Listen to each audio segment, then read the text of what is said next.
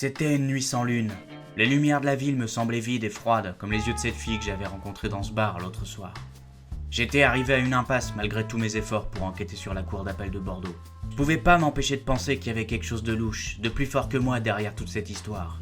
J'avais la certitude qu'il se passait un truc, mais personne n'a été capable de m'en dire plus. J'en avais interrogé des mecs, des grands, des petits, des qui pensaient tout savoir avant que je leur remette les connaissances en place.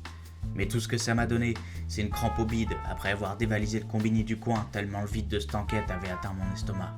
Tout ça me laissait un goût amer dans la bouche. Et puis, tout ce remue-ménage finit par m'apporter un ennui supplémentaire. Cher monsieur Tutor, votre travail me plaît beaucoup. J'apprécie particulièrement votre zèle à expliquer aux futurs délinquants leurs droits afin qu'ils puissent jouer des rouages de la justice. Qui que ce soit, il avait vraiment pas compris ce que j'essayais de faire. J'ai donc un travail passionnant à vous proposer. Décrédibiliser mon ennemi numéro 1. Vous en serez hautement récompensé. Sachez toutefois que je ne tolérerai aucunement l'échec. Bien sûr, j'exige de votre part une réponse positive à ma demande. Veuillez agréer, je vous prie, mes salutations les plus hilarantes. Devant la lettre de ce malade, je savais pas vraiment comment répondre. Mais j'avais le sentiment que de marcher sur la ligne et répondre à ses attentes me permettrait d'en apprendre plus sur la cour d'appel de Bordeaux. Alors, bienvenue à tous pour ce 3e épisode de Lex-Tutor.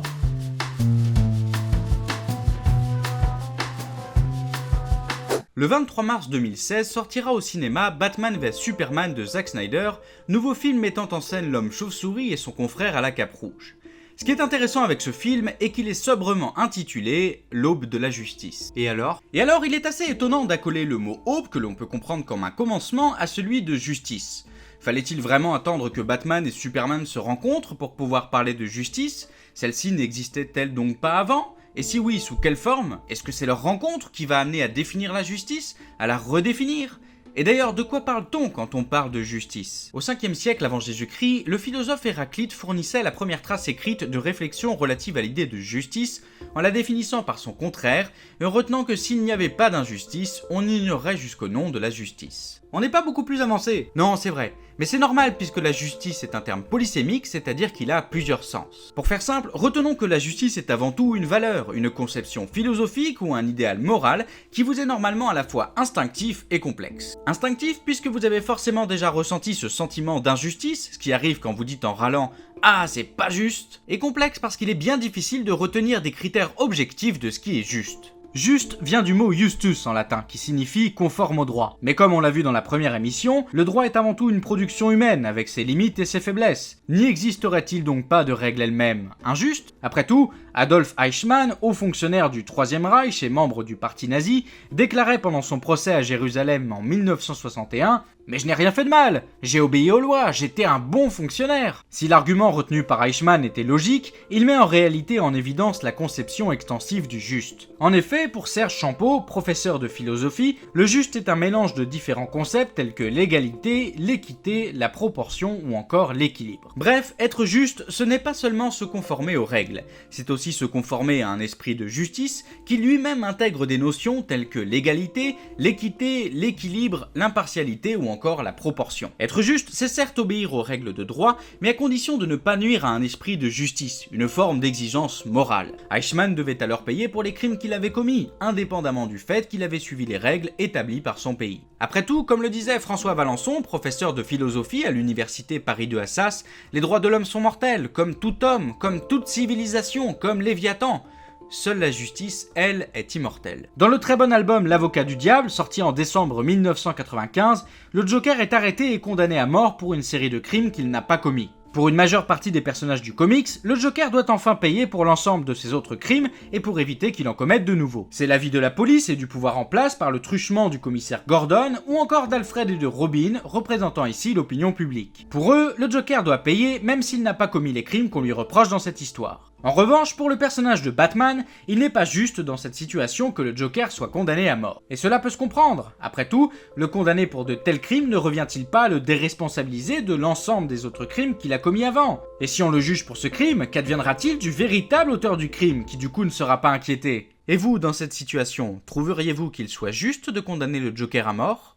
Mais si ce qui est juste est ce qui est conforme au droit, à la morale ou encore à l'esprit de justice, alors la notion de justice elle-même doit également intégrer l'acte d'ajuster, de corriger ou de compenser ce qui est injuste, comme une inégalité, un handicap ou encore une faute. C'est d'ailleurs pour cela que l'on parle de rendre justice ou d'exercer la justice. L'empereur Justinien en 533 soulignait ainsi que la justice était la volonté constante et perpétuelle de rendre à chacun ce qui lui est dû.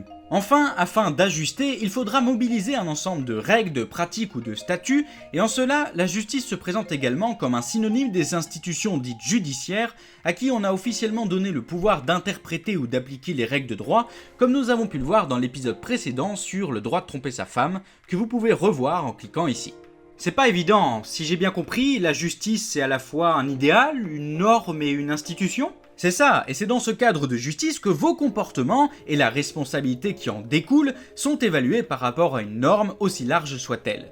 Tout comportement qui va dévier de cette norme devra être sanctionné. Le problème, c'est que chacun d'entre nous appréhende ou ressent le monde différemment, et si je vous crève un œil parce que vous avez fait du bruit jusqu'à 2h du matin, est-ce que ça vous semble juste ? Ça dépend du bruit.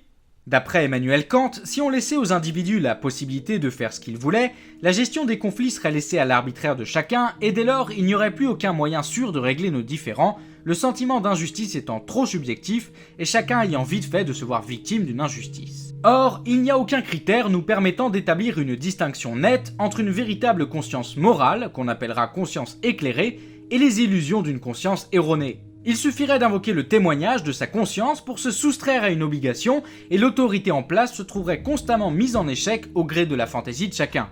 Le droit n'aurait alors plus aucun sens. D'ailleurs, selon la vision comme d'habitude assez pessimiste de Thomas Hobbes, si les hommes avaient toujours une conscience morale éclairée et s'ils savaient vivre selon les lois de la nature, ils n'auraient pas eu besoin ni de société ni de loi. C'est pour éviter tout cet arbitraire que l'adage « nul ne peut se faire justice à soi-même » a été assez tôt mis en œuvre dans l'histoire de l'humanité. Dans le code de Hammurabi, en 1730 avant notre ère, la loi du talion permettait d'éviter que des personnes se fassent justice elles-mêmes. Ainsi, contrairement aux idées reçues, la loi du talion était une première avancée dans le traitement des crimes et des délits puisqu'elle introduisait un début d'ordre dans la société. En effet, à l'époque, si l'effondrement d'une maison tuait le propriétaire, son fils ou un de ses esclaves, le constructeur de la maison devait payer d'une forme équivalente, respectivement en étant lui-même condamné à mort, en condamnant son fils ou en payant le prix de l'esclave au propriétaire. En France, le morcellement du territoire et des pouvoirs locaux au début du Moyen-Âge favorisait la multiplication des justices privées, familiales ou encore claniques. Il aura alors fallu des avancées successives du tribunal du palais des Mérovingiens au Conseil d'État sous Napoléon, en passant par la cour royale des Capétiens, pour passer d'un ensemble de justice privée à une justice religieuse plus ou moins centralisée, puis à une justice d'État sous laquelle nous sommes encore aujourd'hui. Dans ce cadre de justice d'État, celui qui entend se faire justice lui-même tombe désormais sous le coup des peines prévues pour les violences contre les personnes ou les atteintes à la propriété. Dès lors, lorsque Batman traque le meurtrier de ses parents dans l'épisode 11 de la saison 2 de Batman, l'Alliance des héros, qu'il le retrouve et le tabasse, il tombe sous le coup de violence au sens de l'article 222-13 du Code pénal, qui dispose que les violences sont punies de 3 ans d'emprisonnement et de 45 000 € d'amende lorsqu'elles sont commises avec préméditation. D'ailleurs, dans cet épisode, Batman dévoile son identité, mais s'il ne le fait pas, il tombe toujours sous le coup de cette loi qui s'applique, même sans préméditation, aux personnes dissimulant volontairement tout ou partie de leur visage afin de ne pas être identifiées. Ouais, il aurait fallu demander à Robin de le faire. En fait, non, déjà parce que Robin porte lui-même un masque, mais en plus cette loi s'applique également aux violences commises par un majeur, agissant avec l'aide ou l'assistance d'un mineur. D'accord, mais tu peux pas nier que dans la grande majorité des cas, Batman fait justice pour les habitants de Gotham et pas pour lui-même. Qu'est-ce qui se passe dans ce cas-là ? Eh bien, toujours dans cette même optique d'éviter l'arbitraire, l'adage « nul ne peut se faire justice à soi-même » a été étendu à ce que l'on appelle l'auto-justice, ou parfois même le vigilantisme. Et c'est dans ce cadre que la question du droit d'être Batman se pose réellement. L'auto-justice est une thématique forte que l'on retrouve dans bon nombre d'œuvres de culture populaire, telles que Daredevil, Kick-Ass, Dexter ou encore Max Payne pour ne citer qu'elles.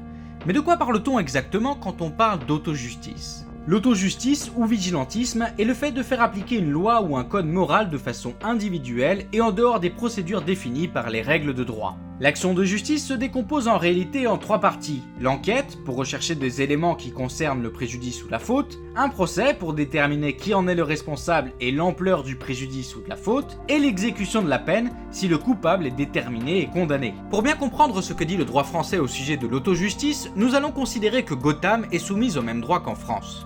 Tant que Batman respecte les règles, tout va bien. Le problème, c'est qu'en général, les enquêtes exigent qu'on mène des actions interdites à un citoyen, effectuer des perquisitions, des saisies, réaliser des gardes à vue ou des auditions qui portent atteinte à la vie privée et à diverses libertés individuelles.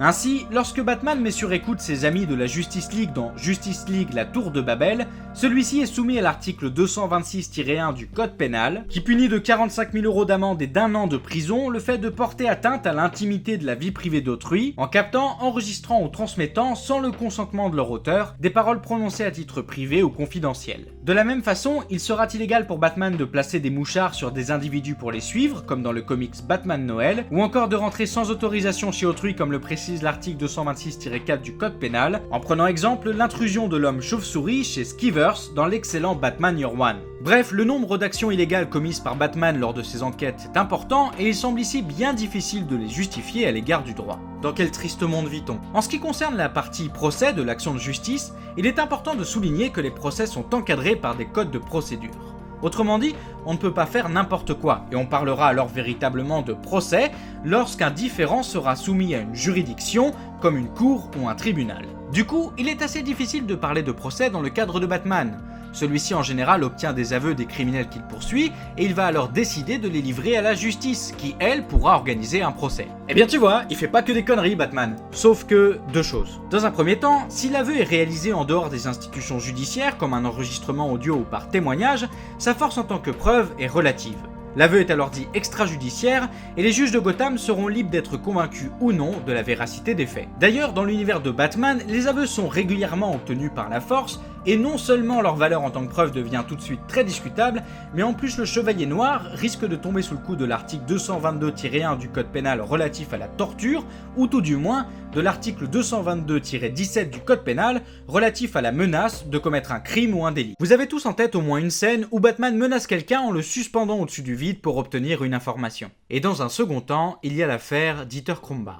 L'affaire Dieter Krombacher est une affaire criminelle dont on a énormément parlé en France et qui a eu lieu à Lindau en Allemagne le 10 juillet 1982. Condamné par la justice française pour le viol et l'homicide involontaire de sa belle-fille, le médecin cardiologue Dieter Krombacher est paradoxalement protégé par l'Allemagne qui refuse de l'extrader et la France qui tarde à publier un mandat d'arrêt international. Devant l'inactivisme des deux pays et près de 20 ans plus tard, le père de la jeune fille, André Bamberski, décide d'engager deux individus pour enlever le médecin cardiologue et le 18 octobre 2009, Krombacher est retrouvé ligoté sur le sol français. Placé en détention, il sera ensuite condamné le 22 octobre 2011 à 15 ans de prison par la cour d'assises de Paris, confirmé le 20 décembre 2012. Il a eu tout ce qu'il méritait. Mais quel est le rapport avec Batman? Eh bien, le Dr Krombacher n'a pas été le seul à avoir été condamné par la justice. En effet, le 18 juin 2014, le tribunal correctionnel de Mulhouse a condamné André Bamberski à 1 an de prison avec sursis pour avoir organisé l'enlèvement. Il a néanmoins été retenu par la cour d'appel de Colmar le 8 janvier 2015 que celui-ci n'était pas responsable des violences infligées au docteur par les hommes de main qui l'avaient enlevé. Donc chaque fois que Batman enlève quelqu'un pour le ramener à la police après l'avoir tabassé, il se rend coupable de violence à la personne, mais également d'enlèvement. Parfois, il est également coupable de séquestration. Dans le récent Batman Eternal, quand Batman enferme Tommy Elliot dans sa Batcave, l'article 224-1 du Code pénal s'applique. Celui-ci dispose en effet que le fait d'arrêter, d'enlever, de détenir ou de séquestrer une personne est puni de 20 ans de réclusion criminelle, c'est-à-dire d'emprisonnement, réduit à 5 ans et 75 000 € d'amende si la personne est volontairement libérée avant le 7e jour. Autrement dit, bien que l'infraction soit toujours caractérisée, Batman aurait tout intérêt à livrer rapidement le criminel pour alléger sa peine. Ok, j'ai compris. Et pour la troisième partie de l'autojustice, l'exécution de la peine? Eh bien, exécuter une peine est en soi une atteinte à la liberté de chacun, et il est assez logique dans notre système de droit actuel que cela revienne à un service de l'État. Dans l'univers de Batman, l'exécution de la peine est principalement assimilée à la question suivante. Batman peut-il lui-même exécuter la peine en tuant? En dehors des vieux comics où Batman s'armait, tuait sans hésiter et où Superman ne pouvait même pas voler, le personnage est désormais devenu plus ambigu. Si dans ses paroles il ne fait aucun doute que le Chevalier Noir s'interdit de tuer, dans les faits, en revanche, c'est beaucoup plus discutable. Le 23 août 2015 a été postée sur le compte de Mr. Sunday Movies une vidéo sobrement intitulée Batman Movie Kill Count Supercut, dans laquelle l'auteur s'amusait à dénombrer le nombre de morts au sein des films Batman du propre fait de l'homme chauve-souris. Mais les morts causées par Batman ne sont pas exclusives au film, et on peut légitimement se demander si Batman tue le Joker dans l'excellent The Killing Joke d'Alan Moore et de Brian Bolland, ou également s'il l'aurait tué dans Batman Silence s'il n'y avait pas eu plusieurs tirs de sommation du commissaire Gordon afin de le remettre dans le droit chemin et le chemin du droit. Alors, Batman serait-il le maître incontestable du « je suis ce que je dis, pas ce que je fais » ? Pas vraiment, si on interprète les actions de la chauve-souris à travers la vision de ses auteurs, celles-ci dépendant de leurs croyances, de leurs convictions et de leurs envies. Lorsque la Batmobile du jeu Batman Arkham Knight envoie des décharges pour éloigner les passants plutôt que de les écraser, ou lorsque l'on remarque que les personnages à terre après une bagarre respirent encore, il semble évident que le cadre moral du personnage de Batman se définit par la volonté de Rocksteady, le studio derrière le jeu, d'en faire un personnage refusant d'exécuter lui-même la peine capitale. Cependant, il me semble que toutes ces considérations sur le caractère meurtrier du personnage ne doivent pas déplacer au mauvais endroit notre questionnement sur la justice dans l'œuvre Batman. C'est-à-dire qu'en centrant la question sur l'ambiguïté de Batman face à l'exécution de la peine capitale, cela peut donner comme impression au lecteur-spectateur que la chauve-souris est sans cesse sur le point de franchir la ligne qui la sépare des individus qu'elle poursuit, alors que comme on l'a vu, la ligne est sans cesse franchie par la torture, la menace, le non-respect de la vie privée et d'autres choses encore. Ouais, donc en fait on n'a pas vraiment le droit d'être Batman. Non, pas totalement. Mais comme toute règle, l'adage « nul ne peut se faire justice à soi-même » peut avoir dans certains cas des exceptions. On peut alors bénéficier d'une excuse légale, voire d'une atténuation de peine, le problème étant de maintenir l'équilibre entre la répression de principes nécessaires et les rares exceptions qu'elle peut comporter. Ainsi, si nul ne peut se faire justice soi-même, le droit n'est pourtant pas totalement extérieur au phénomène, et la contrainte exercée en matière contractuelle du créancier sur son débiteur, les contre-mesures en droit international public, ou encore l'état-nécessité et la légitime défense sont autant d'exceptions qui existent. Ah mais chez Batman, il y en a beaucoup de la légitime défense. C'est vrai, arrêtons-nous-y quelques instants. La légitime défense est définie par l'article 122-5 du Code pénal. Celui-ci dispose en effet que n'est pas pénalement responsable la personne qui, devant une atteinte injustifiée envers elle-même ou autrui, accomplit dans le même temps un acte commandé par la nécessité de la légitime défense d'elle-même ou d'autrui, sauf s'il y a disproportion entre les moyens de défense employés et la gravité de l'atteinte. Autrement dit, pour en bénéficier, il faut pouvoir remplir de conditions cumulatives telles que décrites par l'article, comprises de manière stricte, comme par exemple le fait que la réponse à l'agression doive être nécessaire, simultanée ou encore réelle. Le débat sur la légitime défense est un débat complexe et bien souvent passionne les foules. Souvenez-vous de l'affaire du bijoutier de Nice qui avait déclenché un débat au niveau national sur l'élargissement de la notion de légitime défense. En l'espèce, le 11 septembre 2013, un bijoutier niçois, Stéphane Turk, se fait braquer par deux jeunes gens casqués en ouvrant sa boutique le matin. Sous la menace d'un fusil à pompe, il lui porte des coups de poing et des coups de pied en lui demandant d'ouvrir le coffre. Le commerçant accepte et les deux individus s'emparent des bijoux avant de repartir sur un scooter. Au moment où le scooter démarre, le bijoutier sort de sa boutique avec un pistolet semi-automatique et depuis le seuil de son commerce, il fait feu à plusieurs reprises. Certains tirs ont alors été fatals pour l'un des deux braqueurs. Aussi étrange que cela puisse paraître, cette affaire, qui semble pourtant bien loin d'un cas de légitime défense, avait remis en débat les limites de celle-ci, mais en refusant de l'appliquer à la situation, le procureur de la République avait une nouvelle fois montré que l'adage « nul ne peut se faire justice à soi-même » devait garder toute sa force. Ouais, c'est dommage. J'étais pour le bijoutier, moi. Enfin, je sais pas. N'oublions pas que la loi ne vise pas à promouvoir des comportements héroïques et qu'elle s'intéresse avant tout à la sécurité pour tous. Ce faisant, élargir les conditions de légitime défense reviendrait à élargir les exceptions à l'adage « nul ne peut se faire justice à soi-même » et donc à élargir les situations d'arbitraire. Et c'est dommage puisque c'est ce qu'on essayait d'éviter au départ. J'ai l'impression d'avoir déjà dit ça, moi. Ouais, en fait, on n'a pas le droit d'être Batman. Et si je mets un masque et que je vais aider les gens dans le besoin, je peux faire ça? Pourquoi pas? Après tout, c'est ce que font les défenseurs de France. Les Défenseurs de France représentent la première organisation de real life super-héros en France. Leurs objectifs, tels qu'ils sont décrits sur leur site internet, sont les suivants. Veiller à plus de justice et rassembler tous les real life super-héros francophones désireux d'apporter leur aide pour améliorer notre monde. Il n'est alors ici plus question de faire justice soi-même, mais de porter assistance aux personnes en danger ou de lutter contre la misère sociale en distribuant par exemple de la nourriture, comme ça a été le cas à Paris en mars 2015. Mais c'est super ça, je vais tout de suite acheter un costume et un masque! J'ai pas le droit de porter un masque, c'est ça? Eh bien en fait, non, depuis une loi un peu ridicule du 11 octobre 2010 qui dispose dans son article 1er que nul ne peut dans l'espace public porter une tenue destinée à dissimuler son visage. Heureusement, les agents de police sont en général assez compréhensifs et les Défenseurs de France n'ont jamais été inquiétés. Pour Batman, par contre, ce serait chaud. Bon, bah je me contenterai d'une armure avec des faux abdominaux. Ainsi, l'adage nul ne peut se faire justice à soi-même, compris au sens large, ne souffre que de quelques rares dérogations qui correspondent à des situations particulières, comme la légitime défense ou encore l'état de nécessité. Associés à l'idée d'anarchie, ces phénomènes d'auto-justice sont sujets à tous les arbitraires, et traduisent désormais aujourd'hui le plus souvent l'absence ou l'impuissance des pouvoirs publics à assurer l'ordre et la paix sociale. Et c'est d'autant plus vrai aujourd'hui où nos sociétés démocratiques souhaitent dépasser le simple cadre de la punition ou de l'autoprotection d'un jugement pour s'intéresser également à la réintégration des condamnés. Après tout, comment pourrions-nous les réintégrer dans notre société si nous permettions à tout un chacun de faire justice soi-même, que ce soit pour soi ou pour les autres? Et c'est précisément dans le cadre dangereux et sans sécurité par le droit de Gotham qu'un personnage aussi passionnant que Batman peut exister, en nous renvoyant sans cesse, en nous montrant l'extrême, à nos idéaux, nos questionnements de justice et à notre propre définition du juste. Et pour toi, qu'est-ce qui est juste? Voilà, cette troisième émission de Lex Tutor est désormais terminée. Une nouvelle fois est coutume, si elle vous a plu, n'hésitez pas à mettre un pouce bleu sur la vidéo, à vous abonner à la chaîne ou à la partager la plus possible sur vos réseaux sociaux. Ce sont les meilleurs moyens pour m'aider à faire vivre cette émission. Les 2 prochaines émissions arriveront rapidement puisqu'elles me permettront de démarrer un format court et qui me donnera plus de temps pour élaborer les épisodes canoniques de Lex Tutor. J'espère qu'elles vous plairont également. Je tenais également à remercier sincèrement les gens qui m'ont aidé à l'élaboration de cette vidéo, Batman Universe pour quelques compléments sur l'univers Batman, les Défenseurs de France pour avoir répondu à mes sollicitations, et un grand merci à Thomas du site Comics Batman, sans qui je n'aurais tout simplement pas pu écrire cette vidéo. Encore merci à vous. En attendant la prochaine émission, à bientôt pour décoder vos droits. Mais attends, je vais ouvrir.